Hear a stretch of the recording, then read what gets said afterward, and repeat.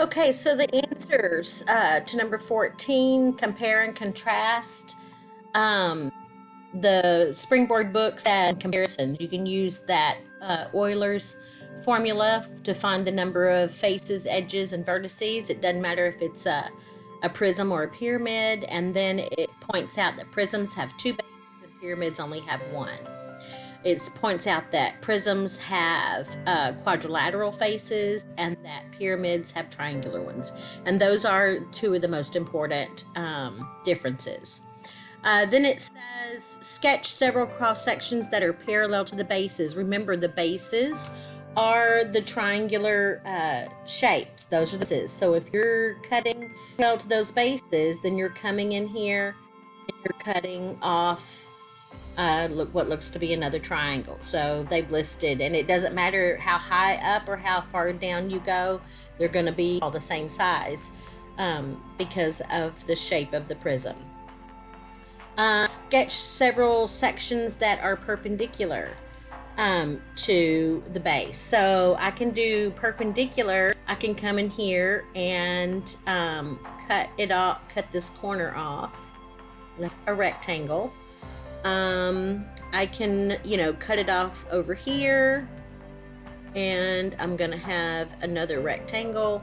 So they have several rectangles listed over here. They've got a square if you cut it in just the right place. If you cut it this way, it looks like maybe you get a square.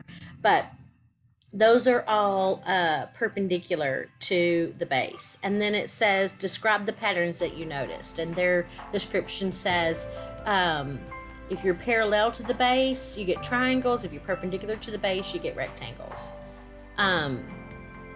Now for the homework over here, they ask you to draw a net. They drew the net exactly the same way I would have. What I always do is start with whatever it's sitting on and just peel back all of the sides.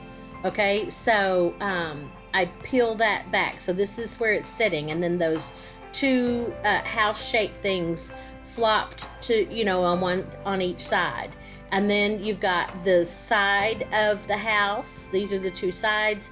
And then this is the top of the roof, the left top, and this is the right top of the roof.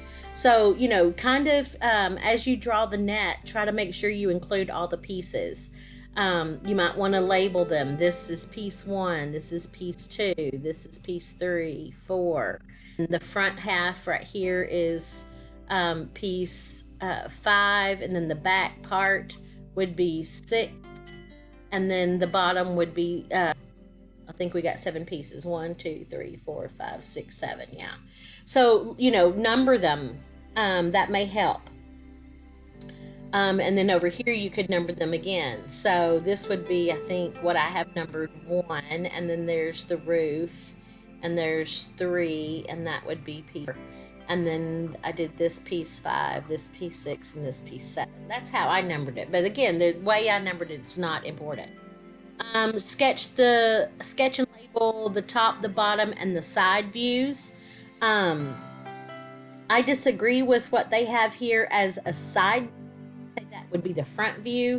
That if you're looking on direction, that's all you would see. The bottom and the top are the same shape. What's the difference? Well, the top, you can, if you're just looking straight on, remember, perception is not possible when you're looking straight on. You can't tell that this piece of the roof is than this piece. So you can see the left side of the roof and the right side of the roof. There's just that line down there is to show that this is the right side of the roof, left side of the roof. So the bottom and the top should be the same size because you don't have depth perception. The side, if you're looking on from this direction right here, again, all you can see is this big rectangle right here because you can't tell that this is sticking out further than that. So it looks like it's flat. So you can still see the bottom of the house and part of the roof, but it's, flat. You can't tell depth. This is what I would call the front or the back. And then it says, determine the shape of the cross section that is parallel to the bases. Well, you have to know what the bases are. And this is a pentagon. So this is a 5-sided shape. And if we do parallel to it, then we're going to slice it, there. And anytime we do a cross section that's parallel to the base, it's going to be the same shape as the base. So we got pentagon right here. Pentagon right here. Consider this polyhedron. Identify the vertices. So listed A, B, C, D, L. Identify the shape of two congruent parallel bases. That's going to be this pentagon and that. Identify the shape of the lateral faces. They're all rectangles. How many lateral edges compose the figure? 1, 2, 3, 4, 5, 6, 7, 8, 9, 10, 11, 12, 13, 14, 15. So there should be, what does this say? Identify the shape of the lateral faces. How many lateral edges. Sorry, lateral edges. This is 1, 2, 3, 4, 5. So there's only 5 lateral edges. Name each lateral face. So you'd have to name all of those rectangles. So they listed all the rectangles. List the base edges. So these are the base edges. Here, here, here, here. And of course here, here, here, here, and here. Base edges. And what is the best name for this polyhedron? It's a pentagonal prism. Pentagonal prism. A polyhedron has 10 edges. Explain how you can determine the sum of the number of the faces. You use the formula.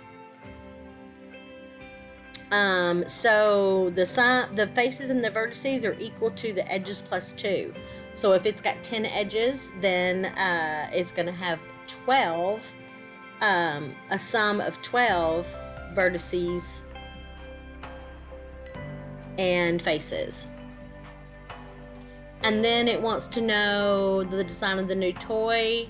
Jamal classifies the toy as a hexagonal prism. Oh no, not a prism. Why is it not a prism? It doesn't have 2 hexagons. It's a hexagonal pyramid. Okay, so that's the end of the problems in this section that deals with comparing prisms to pyramids and cross sections. Thank you for watching.